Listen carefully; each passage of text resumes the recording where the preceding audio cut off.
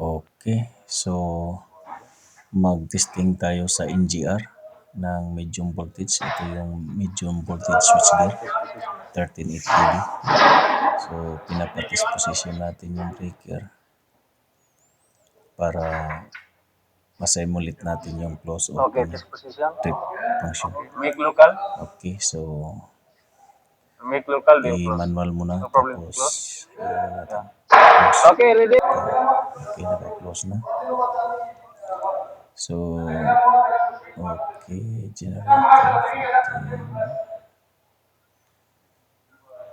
So, 15 generator to lahat. So, generator 14 yung yung nakatakbo ngayon. Kasi 15 na generator to. So, puntahan natin yung puntahan natin yung NGR panel. So, tingnan natin yung NGR 13. Naka-close ba? Okay. So, naka-close yung NGR 13. Tingnan natin. Yan, naka-close. NGR 13. Yeah, 1 amp. Okay. Everything. Kita natin close. How much coming? NGR is close. Okay.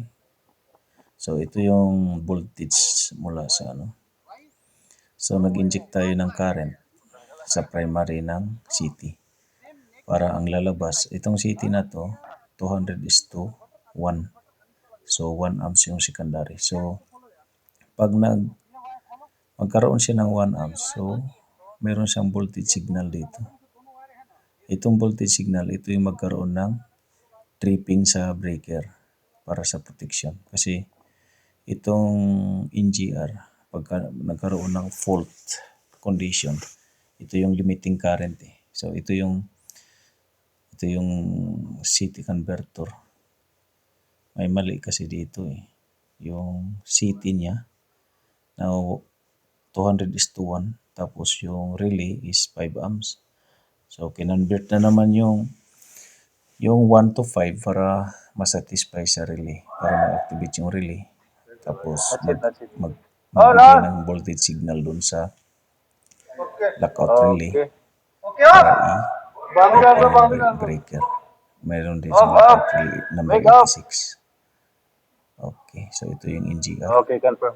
Now, So this i-verify natin yung position. voltage kung talaga nakarating dito sa No, one. okay na dyan 62 One. voltage DC. Now ready? So yan ang voltage signal.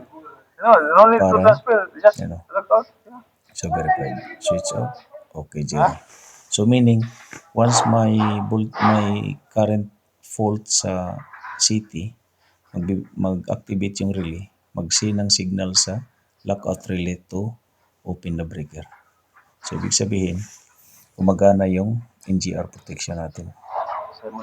Pag nagkaroon ng fault yung NGR.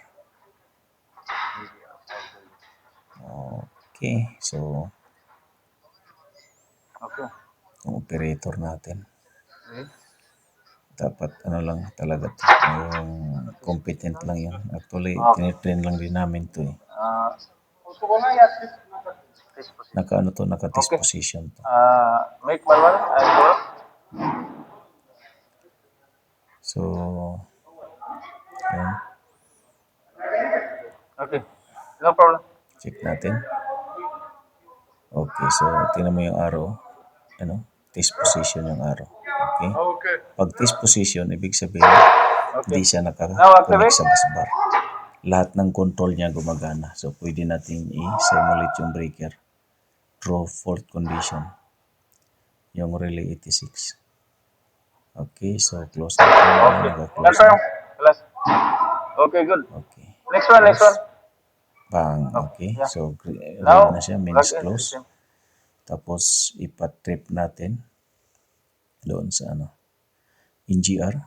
Sa NGR side, mag-inject lang tayo doon. Mag-inject lang tayo ng current sa primary doon.